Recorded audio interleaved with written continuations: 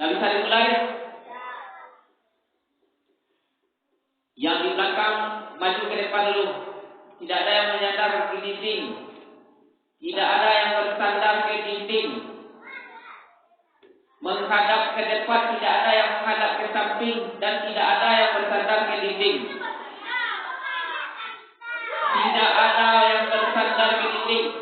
Memang banyak perintah, banyak aturan. Di TPQ kita ini ada aturannya. Siapa yang tidak ikut aturan kena sanksi. Aturannya ada. Sebab hidup ini penuh aturan. Siapa yang tidak punya aturan? Siapa yang hidup sesuka hatinya yang tidak ada aturan? Setiap manusia ada aturannya. Yang tidak punya aturan siapa? Berbuat sesuka hatinya. Dia berbuat sesuka hatinya. Tidak ada aturan.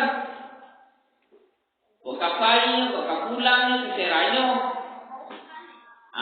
kok kamanganyo, itu yang tidak punya aturan.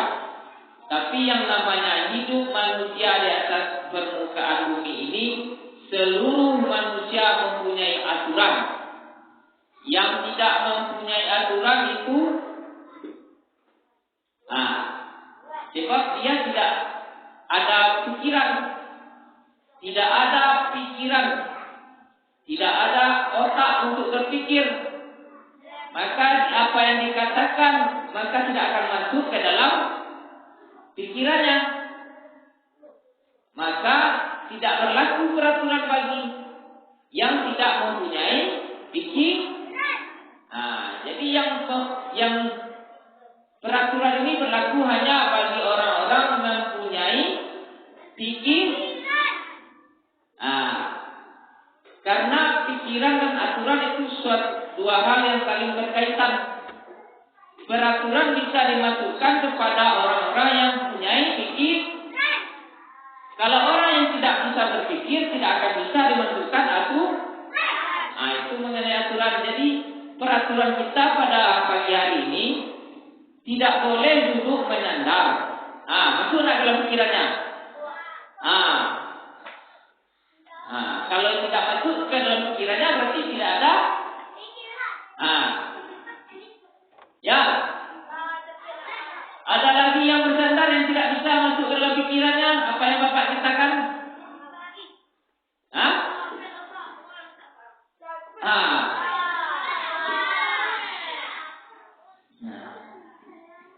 Yang Bapak bicara ini aturan bukan sampai pulang. Jadi kalau kita tidak tertib tidak akan pulang-pulang kan?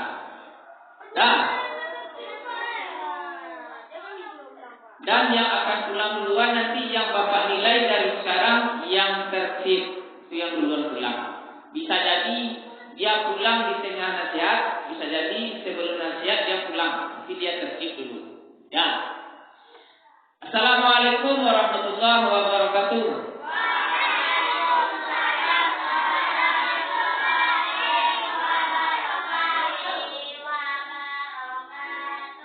Nahmaduhu wa nusalli wa nusalliyan wa musalliman ala rasulil karim. Allahumma shalli ala Muhammad wa ala ali Muhammad. Alhamdulillah, bersyukur kita kepada Allah Subhanahu wa taala berkat limpahan karunia-Nya, nikmat-Nya yang telah Dia berikan kepada kita pada pagi hari ini. Dan salawat dan salam juga kita panjatkan kepada junjungan kita Nabi besar Muhammad Rasulullah sallallahu alaihi wasallam yang telah membawa kita dari alam kejahilan. Alam kejahilan itu apa? Alam kebodohan yang tidak ada berilmu pengetahuan. Kalau tidak ada ilmu pengetahuan, maka kita akan melanggar peraturan.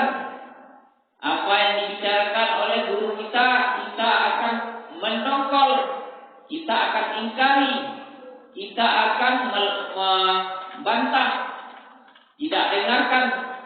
Ya, itu alam kebodohan namanya. Karena tidak mempergunakan pikiran secara sempurna, maka aturan baik tidak berlaku baginya.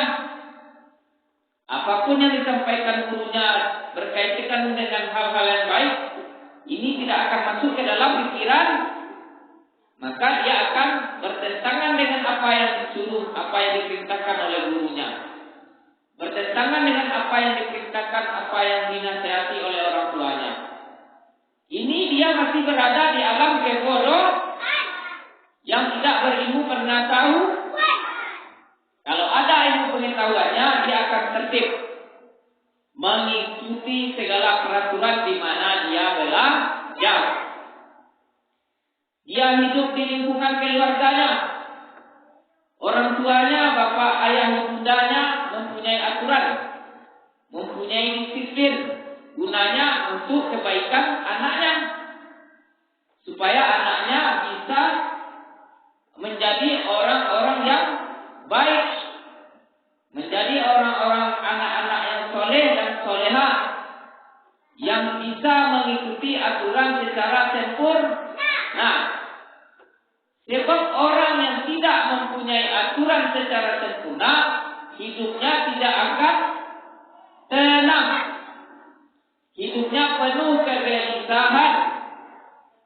Mulai dia hidup sampai dia mati, dia tidak akan mendapatkan ketenangan jiwa kalau dia tidak mau mengikuti peraturan yang baik. Jadi apa fungsi aturan itu? Untuk memperbaiki diri kita supaya kita bisa menjadi orang-orang yang baik. Sebab apa yang diajarkan oleh guru di sekolah, oleh guru di TPQ itu semuanya hal-hal yang baik. Di sekolah kita diajarkan ilmu matematika, bisa berhitung, ilmu fisika, ilmu IPA, bisa mengkaji ilmu-ilmu itu supaya kita bisa mendapatkan pekerjaan keahlian. Contohnya ilmu IPA, ilmu kedokteran, dari sekolah kita belajar. Maka kita akan mengetahui bagaimana cara menjadi dokter, sehingga setelah kita tamat, kita bisa mendapatkan pekerjaan sesuai dengan apa yang diajarkan oleh guru kita. Itu salah satu contoh yang diajarkan oleh guru kita di sekolah, hal yang baik. Tidak pernah seorang guru itu mengajarkan hal yang tidak baik kepada muridnya. Jadi bagi murid-murid, kita harus menerima. Dan di TPQ kita diajarkan mengaji, membaca Al-Quran, ilmu tentang Al-Quran. Ilmu di sekolah kita diajarkan untuk bagaimana kita selamat dunia. Ilmu Al-Quran diajarkan oleh ustaz-ustazah kita, bapak ibu guru kita di TPQ, gunanya untuk keselamatan dunia akhirat. Karena Nabi kita telah menyampaikan. Ada yang lagi bersuara?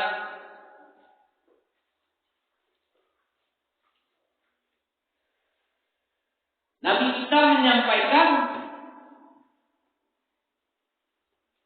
Ada lagi yang bersuara? Apa yang disampaikan oleh Nabi kita? Siapa Nabi kita? Khairukum man ta'allama al-Qur'ana wa 'allamah. Sebaik-baik kamu, sebaik-baik itu orang yang paling baik. Sebaik-baik kamu, arti dari sebaik-baik kamu itu yaitu yang terbaik. Sebaik-baik kamu, ada lagi yang bersuara? Tuh. Ada yang bersuara? Nanti lama pulangnya yang bersuara itu lama pulang. Sebaik-baik kamu adalah orang yang belajar Al-Quran dan mengajarkannya. Kita ini orang-orang terbaik. Karena kita di sini belajar Al-Quran dan mengajarkan Al-Quran. Yang menyampaikan ini bukan orang biasa. Yang menyampaikan ini Nabi kita, Nabi besar Muhammad Rasulullah Sallallahu Alaihi Wasallam. Ini kata Nabi kita, bukan kata Bapak. Siapa Nabi kita? Nabi kita ini adalah orang yang akan membawa kita ke alam keselamatan. Jadi kita orang-orang terbaik harus belajar sungguh-sungguh. Belajar sungguh-sungguh untuk belajar Al-Quran dan menghafalnya. Dan tingkat yang tertinggi lagi dari belajar Al-Quran ini adalah menghafal. Belajar Al-Quran, membaca Al-Quran dan menghafalnya. Dan menghalalkan apa yang ada di dalam Al-Quran, mengharamkan apa yang diharamkan oleh Al-Quran. Itu kelas paling tinggi, yaitu kelas tahfiz, menghafal Al-Quran. Ini yang menyampaikan Nabi kita. Ya. Apa kata Nabi kita?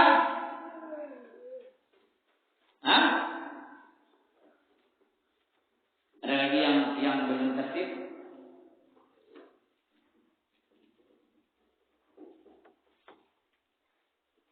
Man qara'al Qur'ana fastazharahu fa ahalla halalahu wa harrama haramahu adkhalahu Allahul jannah wa syafa'ahu fi asratin min ahlihi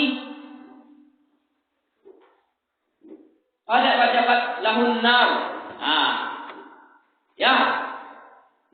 Barang siapa yang membaca Al-Quran dan menghafalnya, menghalalkan apa yang dihalalkan oleh Al-Quran, mengharamkan apa yang diharamkan oleh Al-Quran, maka Allah Subhanahu wa taala akan memasukkannya ke dalam surga.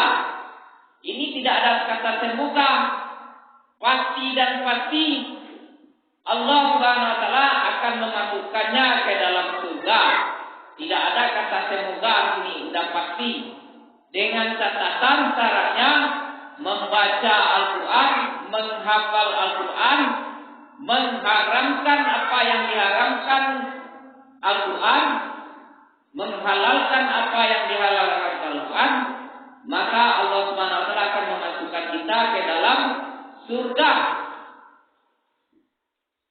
Dan tambahannya akan menerima syafaat untuk 10 ahli keluarganya yang wajib masuk neraka.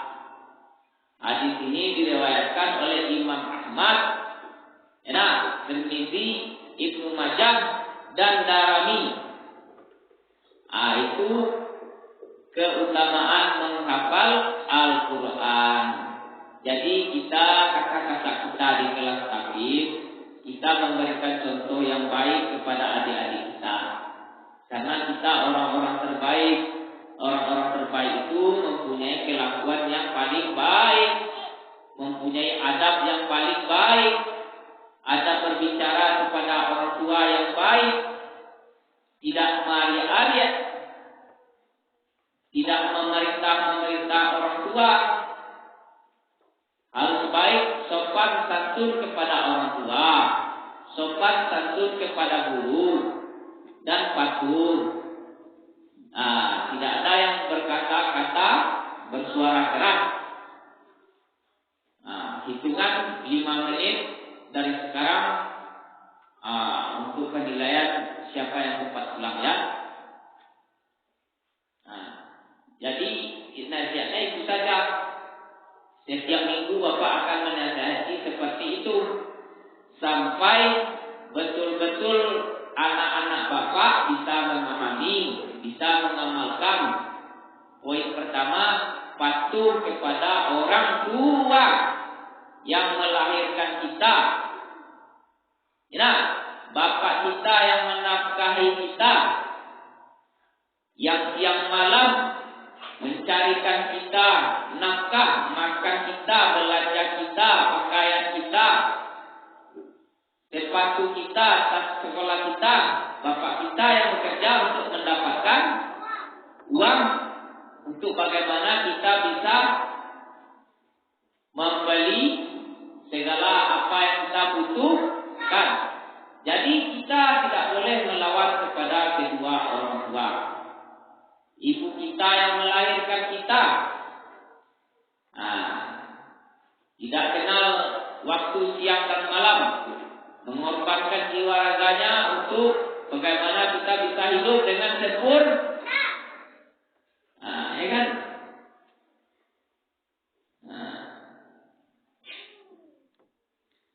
Jadi satu lagi, bagi anak-anak yang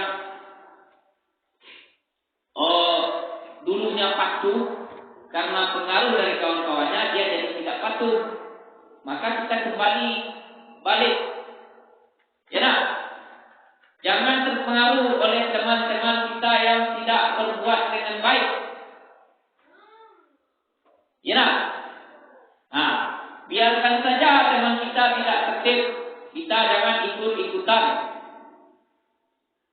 Kita tetap dengan prinsip kita datang ke TPI untuk belajar Al-Quran, belajar mengaji. Tidak ada niat-niat lain. Tidak ada niat untuk menjadi jagoan. Tidak ada niat datang ke masjid untuk memarah-marahi teman. Tidak ada datang ke masjid untuk berkelahi. Tidak ada niat datang ke masjid ini untuk bermain-main. Datang ke masjid dengan niat untuk belajar mengaji, supaya kita mendapatkan ilmu yang bermanfaat. Kita jaga sikap adab kita. Di dalam masjid tidak boleh bertiul-tiul. Di dalam masjid tidak boleh berbicara yang tidak sesuai dengan apa yang kita ajarkan. Tidak boleh berteriak-teriak. Tidak boleh berlari-lari. Ketika orang sholat kita tidak boleh bergurau. Tidak boleh berkata-kata. Tertib, tidak boleh berbicara. Jangankan untuk berkelahi, jangankan untuk berribut-ribut. Untuk berbicara saja, melirik ke sana kemari saja tidak boleh kita dalam sholat. Enak? Ini Bapak perhatikan ketika sholat masih banyak yang bergara-gara di belakang. Suara-suara. Yo, banyak kan?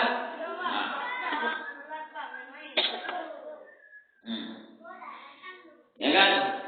Itu contohnya yang tidak masuk dalam pikirannya, yang Bapak katakan tidak masuk dalam pikirannya, berarti pikirannya tidak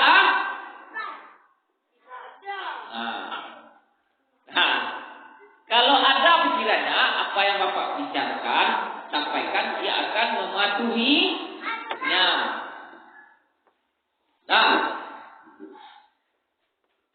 Mungkin sekian saja yang Bapak sampaikan. Bapak mohon maaf kalau banyak kata-kata Bapak yang salah, yang tidak berkenan di hati masing-masing anak-anak Bapak. Bapak mohon maaf. Maafkan Bapak ya. Semoga kedepannya anak-anak Bapak bisa berubah menjadi lebih baik. Wabillahi taufiq wal hidayah. Wassalamualaikum warahmatullahi wabarakatuh.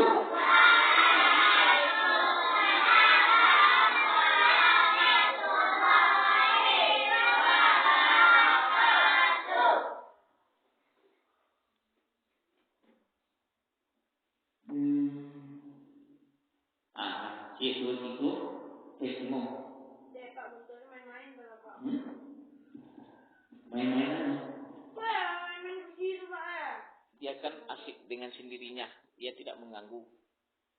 Dia tidak mengganggu, tidak apa. Dia diam dengan sendirinya, diam dengan dirinya, tidak mengganggu temannya, tidak mengganggu tertib. Silakan pulang. Salim.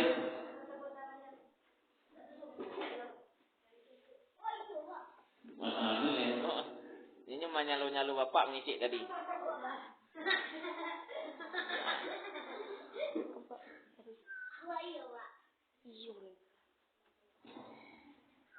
Ya.